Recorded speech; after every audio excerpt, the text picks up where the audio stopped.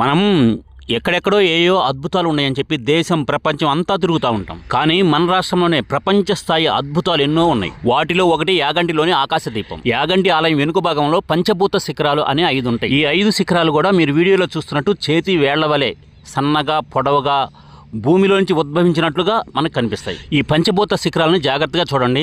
ఇవి మానవ నిర్మితాలైతే కాదు, దేవతా నిర్మితాలైనా అయి ఉండాలి, లేదా స్వయంభూలైనా అయి ఉండాలి. ఇలాంటి శిఖరాలపై ఎక్కగలగటం అంటే బాడీ ఫిట్నెస్ కలిగిన పర్వతారోహకుల వల్ల మాత్రమే సాధ్యం. అది కూడా వాళ్ళు సేఫ్టీ టూల్స్ దగ్గర పెట్టుకుని.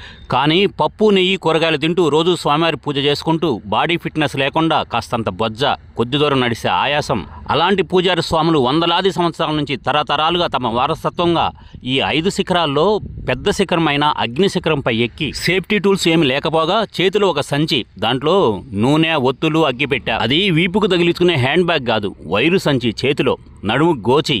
అసలు ఇలాంటి అద్భుతం, అలాంటి స్వామి ఆ పైకెక్కి ఆ ఆకాశ దీపాన్ని వెలిగిస్తుంటే అసలు చూడాలండి. ఆ పూజారి స్వామి కుర్రవాడ అంటే అది కూడా కాదు, పెద్ద వయసు అండి. ఇలాంటి అద్భుతాలు చూడటానికి 2 కళ్ళు చాలవండి. ప్రపంచంలో ఎక్కడా కనిపించవు, ఒక్క మన రాష్ట్రంలోనే ఇలాంటివన్నీ. కార్తీక మాసంలో 30 రోజుల్లో ప్రతిరోజు వెలిగిస్తారండి. నేను ఆఖరి సోమవారం ఈ వీడియో తీశాను. ఈ ఆకాశ దీపం వెలిగించిన 24 గంటల సేపు కొండెక్కదు. ఎందుకంటే ఎలాంటి వర్షమైనా కానీ ఏదైనా కానీ ఇక్కడ ఈ దీపం దగ్గరికి వచ్చరికి ఆ పంచభూత శిఖరాలు వీటి మీద ఏ ప్రభావం చూపి